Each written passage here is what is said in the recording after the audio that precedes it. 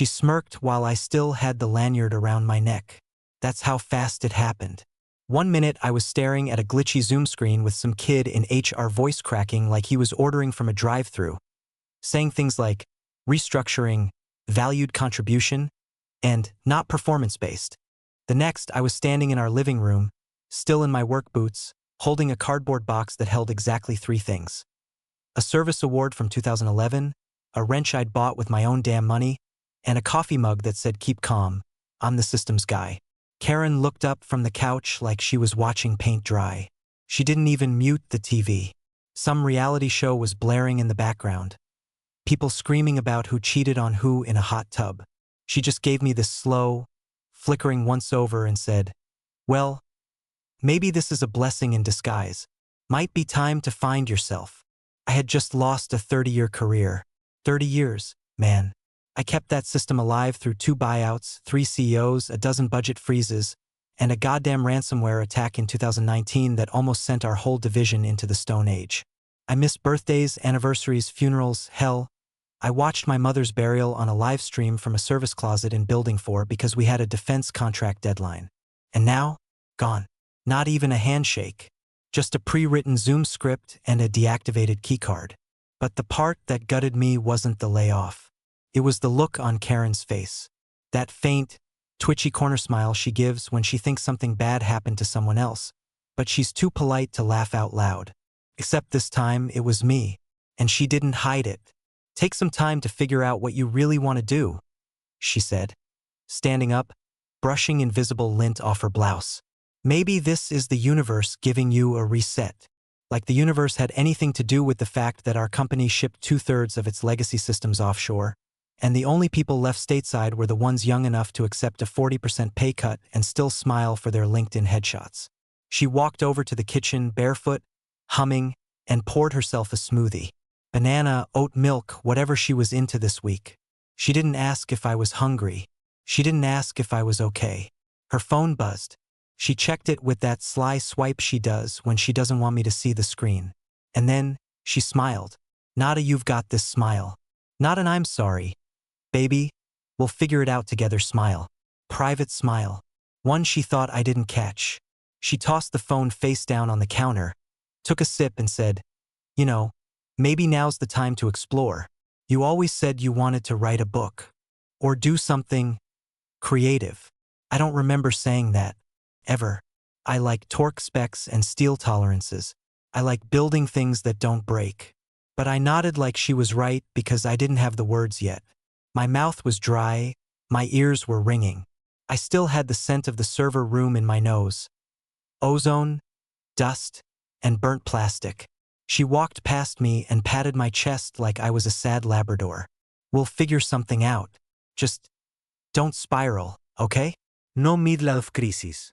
No sports cars or weird hobbies." Then she disappeared into the bedroom.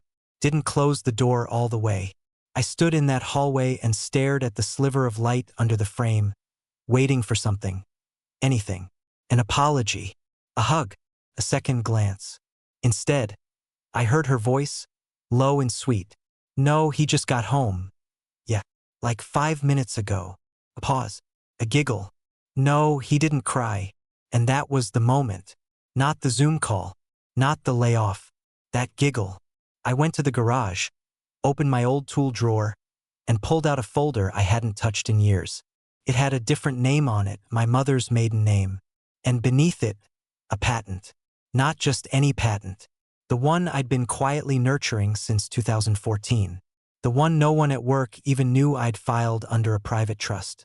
The one tied to a guidance algorithm I'd been refining on my own time, using open source data and a homemade dev rig in my garage.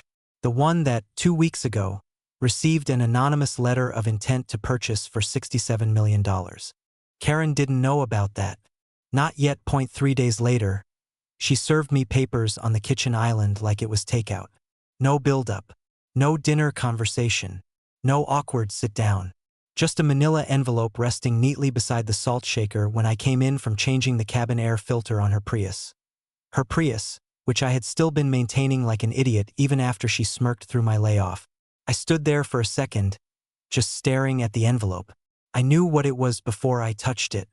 I knew by the way she leaned in the doorway, arms crossed, nails freshly done, wearing the same lipstick she used when she used to try. Back when we gave a damn about Tuesdays. She didn't say a word at first. Just waited. Then, like she was reading off a script she wrote in her head 100 times. It's just not working anymore. You're not who I married. That was it. No emotion.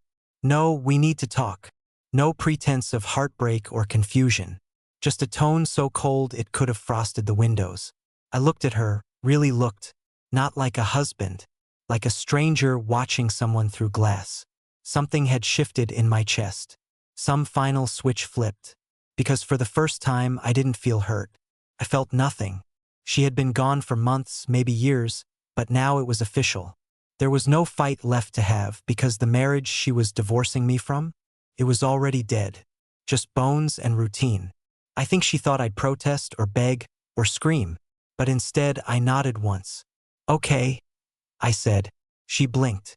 Just once. Like she'd expected a scene. Nothing came.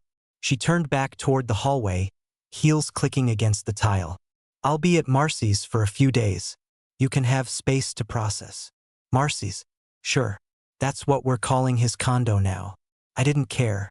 I just stood there with my hands still dirty from the filter change, smudges of oil on my knuckles, and watched her walk out with her overnight bag. The same leather duffel I bought her for our anniversary 3 years ago. She always said it made her feel executive. I waited until I heard her car pull out of the driveway. Then I opened the envelope. Standard boilerplate. No spousal support requested. She wanted the house, the Prius, the furniture. Equitable division of remaining assets. Nothing dramatic. No accusations. No evidence. Because she thought there was nothing to find. She thought I was just some poor bastard who lost his job and now had nothing to offer but memories and a half-used grill. She didn't know that the old binder in the garage contained the digital keys to a dormant LLC registered in Delaware, tied to a private trust under my mother's name. She didn't know that the algorithm I built, autonomous predictive routing for defense drones, had recently passed Phase 2 review at the Defense Procurement Bureau. And she sure as hell didn't know that late that night, in a motel off Route 57, I'd log into a secure email server, input a biometric code from a USB stick shaped like a pen, and watch the message arrive from Garrison and Holt Defense Ventures. Wire transfer pending. IP acquisition proceeding. Confirmation of $67 million to trust expected within 72 hours. NDA executed. Congratulations. No fireworks. No champagne. Just a blinking cursor, a legal timestamp, and a number so large it made my stomach twist. I sat back on the motel mattress, let the email soak into my bloodstream like caffeine. This wasn't just money. It was a key, a door out of everything. This life, this version of me she thought she could throw away. And still, I didn't smile. I didn't pump my fist or say, gotcha. I just stared at the ceiling fan humming overhead and whispered, "You're not who I married either, Karen." And the silence that followed? It felt like the first honest moment I'd had in years. The first time I smelled him, it was on the goddamn doorknob. I'd come home from the bank, closing out a joint account she hadn't touched in weeks, when I grabbed the front door and caught this citrusy, musky cologne clinging to the brass like bad aftershave in a high school locker room. Not my scent. Not anything I'd wear. Not anything anyone should wear. Unless they're trying to sell someone a flipped condo with granite countertops and open concept shame. I walked in. The air was different. Windows open, some soft jazz playing. Our old stereo was set to Bluetooth. Jake's iPhone. Jake. Jake of the hair gel and gleaming veneers. Jake of the real estate grin and leased BMWs and commission checks he waves around like he earned them on a battlefield instead of by pointing at backsplash tile and saying, "Great for entertaining." He wasn't there, but his signature was all over the place. His red wine in the fridge, Malbec, naturally, because of course he Googled top 5 sexy wines for divorced women. His shoes by the door, brown leather with no socks, like some rom-com gigolo. And worst of all, his voice on her voicemail, which I heard when her phone buzzed on the counter and answered itself through the Bluetooth speakers by accident. "Hey babe, picked up that Thai place you like. I'll be there around 7. Can't wait to see that smile again. That smile. I didn't make a sound. I didn't throw anything or flip the speakers or dump the wine. I just stood there in that kitchen, my kitchen, looking at the lemon ginger candle she'd lit and thinking, so this is how she wins. Cheap cologne and pad thai. She walked in 30 minutes later wearing yoga pants and lies. Didn't even flinch when she saw me.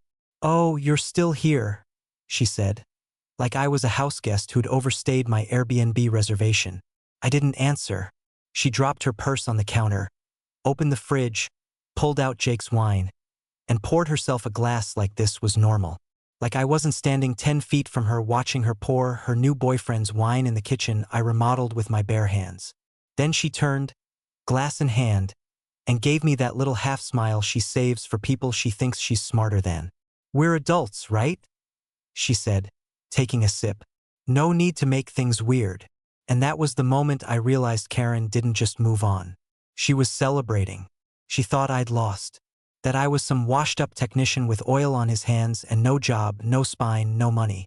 She'd replaced me with someone who wore skinny jeans and said things like, "curated lifestyle." I put my keys on the counter, walked past her without a word, and went to the bedroom. Grabbed a backpack from the closet, just the essentials. A change of clothes, toothbrush, USB drive. Then I reached under the bed for the old black binder. The one labeled ARV Systems, private. The one she never asked about. The one she probably thought was old tax junk. I walked out without saying goodbye. She didn't stop me. She didn't ask where I was going. She just turned the music up and shouted after me, "You don't have to be dramatic, Todd." I wasn't being dramatic. I was being methodical. I drove to the same motel off Route 57. Checked into room 204. Ground floor, back corner, no cameras, and placed the binder on the bed like a sacred text. Opened it. Spread out the documents like a general reviewing a battle map. Trust structure? Intact. Patent transfer confirmation? Secured. Shell LLC routing? Obfuscated 6 layers deep. I clicked open my laptop, logged into the holding company dashboard, and watched the digits move. Slowly, steadily. 76 hours until final transfer. No rage, no sadness, no panic. Just that cold, clean flame behind my ribs. Jake could have the wine, the doorknob, the smug text messages and her overcooked laughter. Let them dance in my kitchen and toast to new beginnings. Because while they were sipping Malbec on my couch, I was drawing blueprints for the one thing she never saw coming. Clean exit and a fireproof escape. The wire cleared at 4:17 a.m. on a Wednesday, quietest moment of the week, if you've ever paid attention to the world's heartbeat.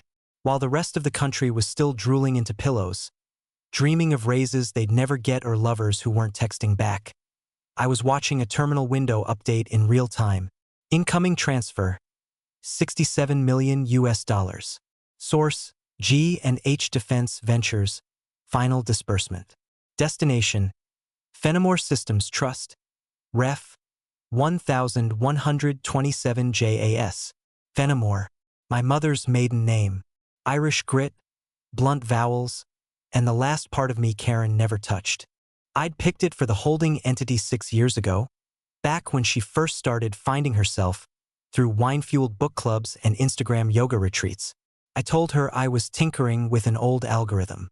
She thought that meant I was wasting time in the garage. I watched the screen flicker green. Wire complete. No eres. That was it.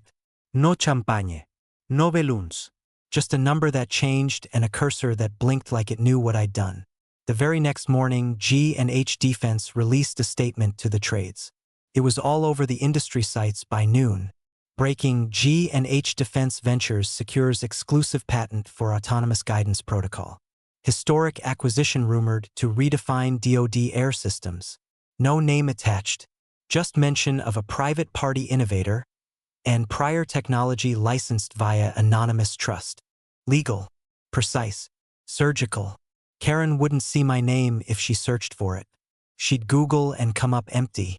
She'd smirk, pour another glass of red, and assume I was still rotting in that motel off Route 57, arguing with vending machines and dreaming of old job titles that no longer existed. Let her. That afternoon, I had an appointment with a lawyer who didn't advertise. His name wasn't on Yelp. No glossy website with smiling interns holding tablets. His office was 2 floors above a failing dentist in a building where the elevator had more duct tape than paneling. The kind of place that makes you feel like you're walking into a secret. I handed him the trust paperwork in a plain envelope. No binder this time, just facts. He flipped through the pages, raised one eyebrow. Then again when he saw the structuring of the LLC ladder. When he got to the payout schedule, he chuckled once. Not loud, just this low, appreciative puff of air, like a poker player spotting a royal flush in the discard pile. Then he leaned back and said, "She's going to think you lost everything." I nodded. "She'll see the house, the car, the retirement account. The shell of a man she thinks you used to be." I said nothing. "You want to split those?" he asked, tapping the divorce petition. "Go 50-50 on the visible stuff?" "Yes," I said. He waited, tilting his head. "But not what she thinks she's getting," I clarified. "She can have the crust. I'll keep the pie." He smiled again, wider this time. "No alimony?" he asked. No. "Let her feel noble about it." He nodded like a priest closing a Bible. We spent the next hour going over paperwork. Asset lists, disclosure waivers, consent forms. Every piece of the puzzle arranged with surgical precision to make it look like I was walking away with nothing but a duffel bag and some wounded pride. By the time I left, the clouds had rolled in. Rain on the windshield, jazz on the radio, the streets wet and silver like the world had been polished. I didn't feel rich. I didn't feel victorious. I felt clear, like the static had been rinsed out of my bones. No more pretending. No more kitchen standoffs. No more fake smiles and Bluetooth voicemails echoing through walls I built. Karen could have the table, the backsplash, the garage full of tools she never used. Let her measure her victory in square footage and countertop quartz. Meanwhile, my silence was growing compound interest. They threw a party in my house. Not a get-together. Not a quiet dinner with a few close friends. A full-blown, barefoot on the deck, string lights and charcuterie, new chapter kind of housewarming. Karen called it a rebirth. I know because I saw the invite. One of our mutual friends, someone who still had a functioning spine, forwarded it to me with the subject line, "You okay?" The invitation banner had a canvas sunset behind it and the words, "New beginnings, Karen plus Jake's fresh start," in script font. Karen plus Jake. Jake, who probably thinks sous vide is a street drug. Jake, who wore a scarf to a July barbecue. Jake, who 2 months ago was just a friend helping me with real estate stuff, and now had his toothbrush in my bathroom. The same bathroom I'd retiled after she said the old grout color gave her sad vibes. I didn't go, of course. I wasn't invited, obviously, but I heard all about it. She posted the whole thing like a digital confessional, highlight reels of her new, curated life. The canapes, the laughter, her arms around Jake in front of the fireplace I installed by hand, posing like prom royalty for an audience of hashtags and filtered approval. Mutual friends texted me the next day. "Karen seems so liberated these days. It's wild how fast she bounced back. She looks happy." Each message felt like a paper cut dipped in vinegar. Not because I wanted her back. God, no. But because I couldn't believe how easily everyone swallowed the performance. Nobody asked why she was glowing. Nobody wondered how a woman who hadn't worked in a decade was suddenly sipping $80 rose in a sundress. Barefoot on a hardwood floor I stained while she watched TV. I didn't reply to any of the messages. Didn't call. Didn't defend myself. Instead, I bought a house. Not a mansion. Not a revenge palace on a hill. A small, 2-bedroom cottage on the edge of a quiet beach town with a crooked dock and a mailbox that creaks when you open it.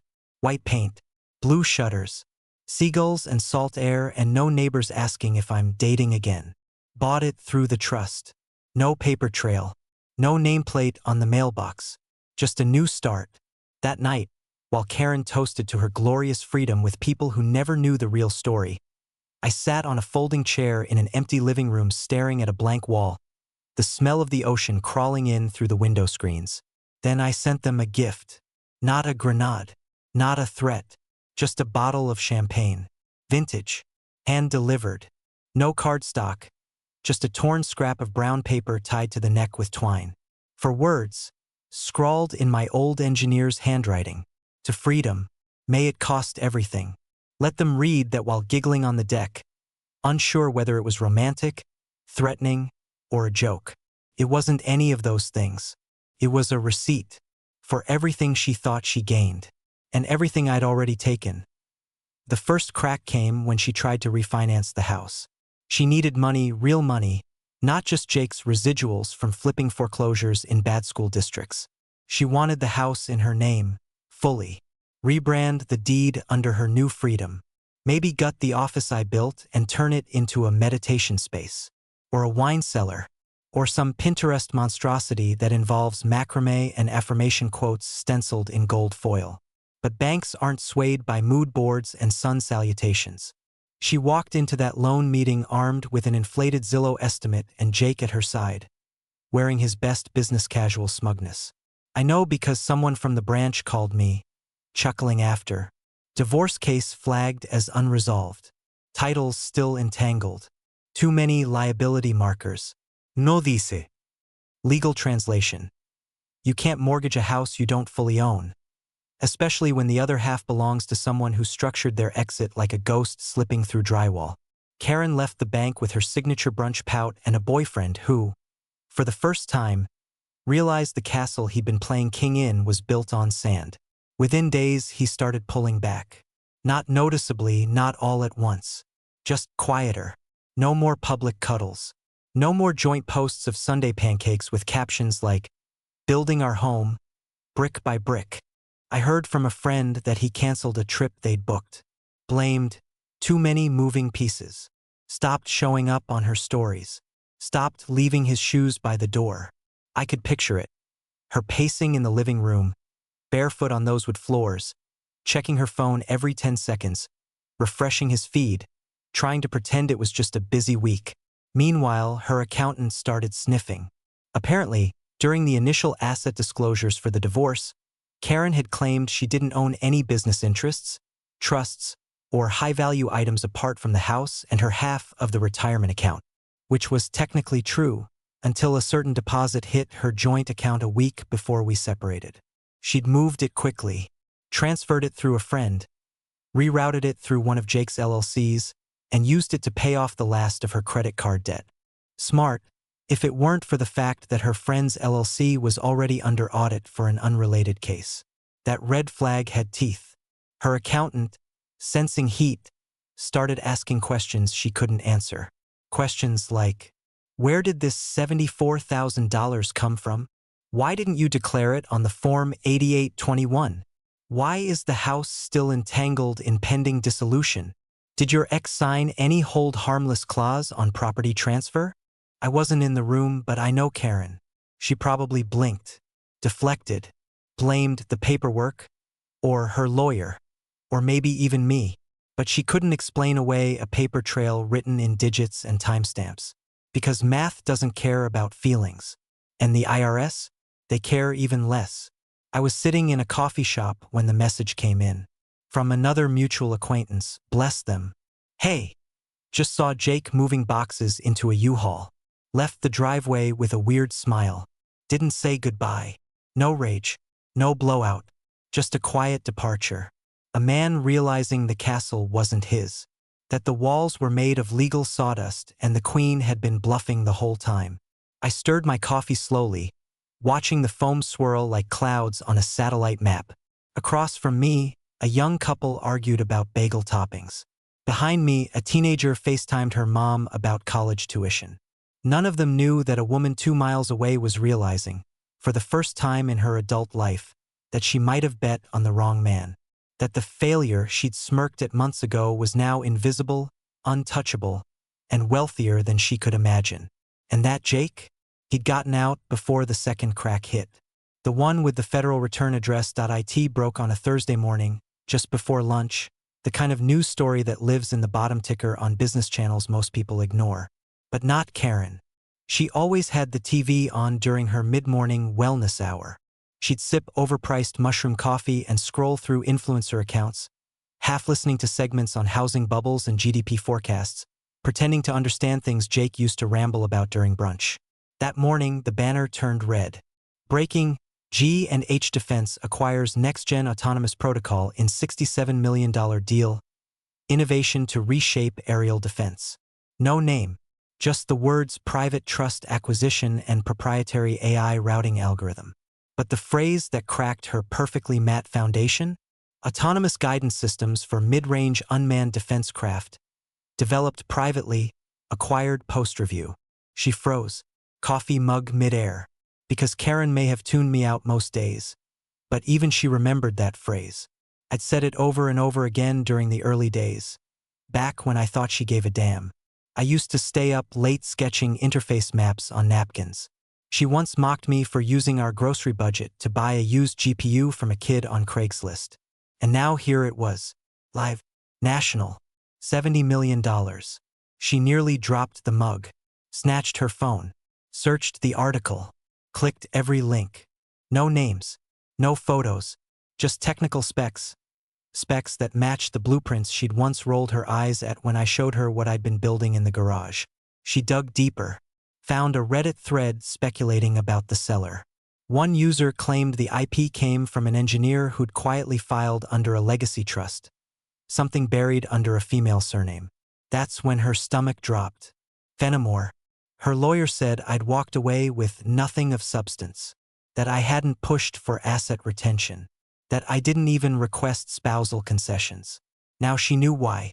She showed up at his office 30 minutes later, red-faced, no appointment. That's his patent, she snapped, slamming her phone on the desk. My ex-husband. That's his work. I want half. He didn't flinch. Just calmly tapped the screen. Scrolled through the article again.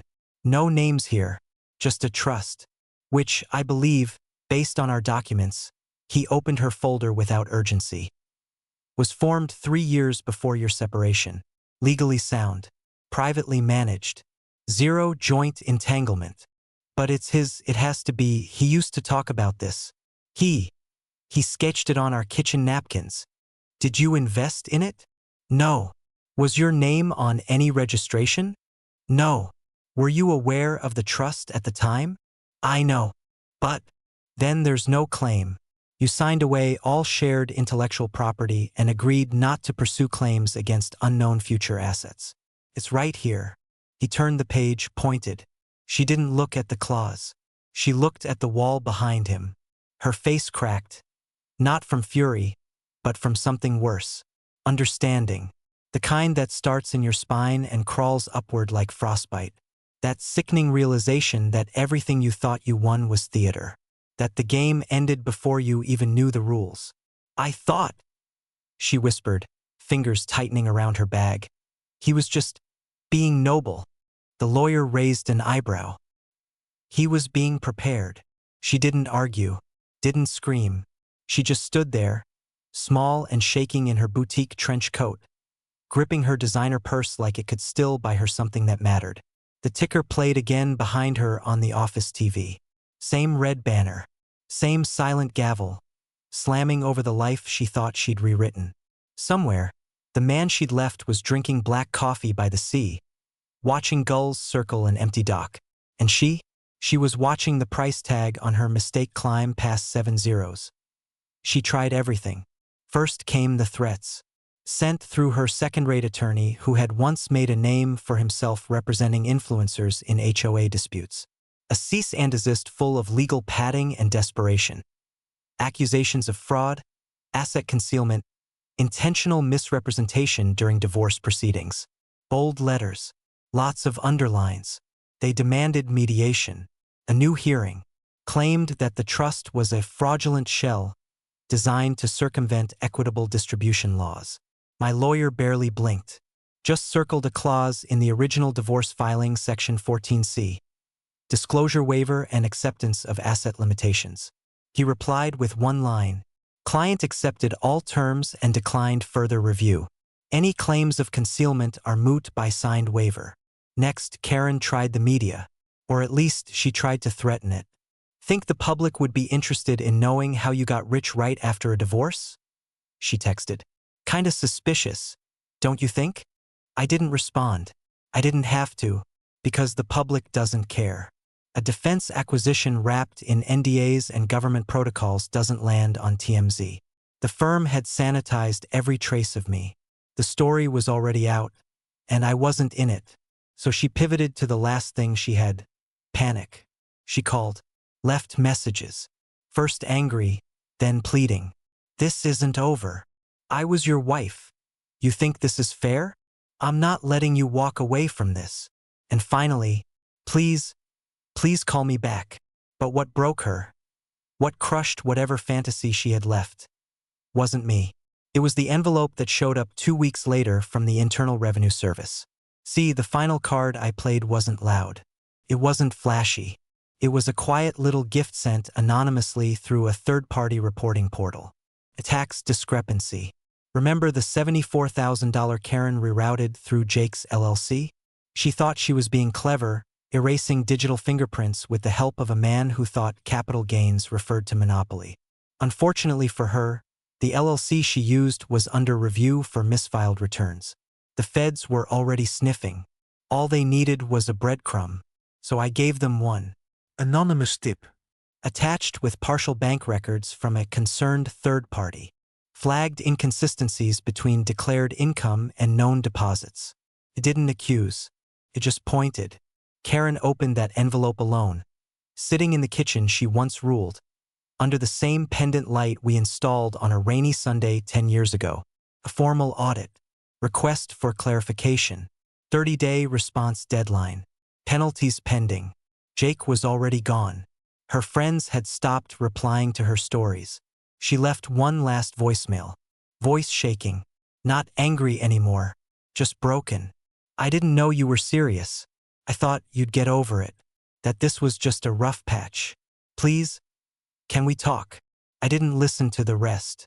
I deleted it after the first line. Because by then, the house wasn't mine, the pain wasn't mine. And the silence? That belonged to me. I spent a year building it. One line of code. One clause in a trust. One carefully aimed whisper in the dark. Not revenge. Just math. Just justice. The pen felt heavier than it should have. Weighted more by history than ink. I sat in a quiet legal office that smelled like old wood and paper cuts. Neutral walls, frosted glass. One sad plant in the corner someone kept forgetting to water. No ceremony. No witnesses. Just me, my attorney, and the final set of divorce closure papers that required one last, clean signature to make it official. She wasn't even present. Sent her own attorney this time. Cowardice wearing heels and sunglasses. I flipped through the packet slowly. Not to read it, I'd memorized the contents weeks ago, but out of ritual. Like a burial. Like tucking in the corpse of a former life and folding the sheets just right. I reached the signature line. There it was. Her name. Her shaky script. Karen Margaret Ellis. The Margaret always came out when she was trying to seem classy. She'd lean into it at fundraisers, wine tastings, yoga retreats where women paid $3,000 to cry into Palo Santo smoke. Now it just looked like someone trying to sign their way out of a mistake they hadn't fully understood until it was already done. I clicked the pen, took a breath, and signed. Todd J. Fenimore. My lawyer nodded. That's it. I leaned back, exhaled slow. Not relief, not triumph, just stillness. A closing door with no creak, no echo. Just the final click of a chapter locking shut behind me. A muted TV on the far wall flickered to a business segment. Volume low, captions on. The headline read, Innovation of the Year. Anonymous inventor sells $67 million defense patent 2G and H. What's next for autonomous warfare? The anchor smiled too much for the subject matter, talking about cutting-edge algorithms and transformational guidance systems. They showed a diagram, blocky, military-grade graphics, eerily close to the sketches I used to doodle on diner napkins while Karen checked her phone. No photo, no interview, just an acknowledgement of the patent's legacy and a nameplate, property of Fenimore Systems Trust. I watched it for a moment. Not long. Long enough. That's when I saw her. outside the office window just beyond the lobby on the sidewalk. She was walking by with that hesitant, aimless shuffle people use when they pretend they're just passing through. Her eyes drifted to the glass, saw me first, then the TV, then back to me, and something cracked. Not her face. That stayed still. But the eyes, they went glassy and wide like something had slipped loose behind them. Her breath hitched, one hand half raised like she might knock on the glass. Say something. Anything. But she didn't. She stood there frozen, watching a headline she couldn't claim, a future she couldn't touch, and a man she'd already thrown away, thinking he was broken. I didn't smile. I didn't wave. I just met her eyes and gave a slow, steady nod, like closing a file, like confirming receipt. And then I turned back to the desk, tucked the signed document into the envelope, and stood. As I reached the door, I looked back one last time. She was still there, still staring. Final thought, quiet and clean. She served the papers with a smirk. I just let the ink dry on her regret.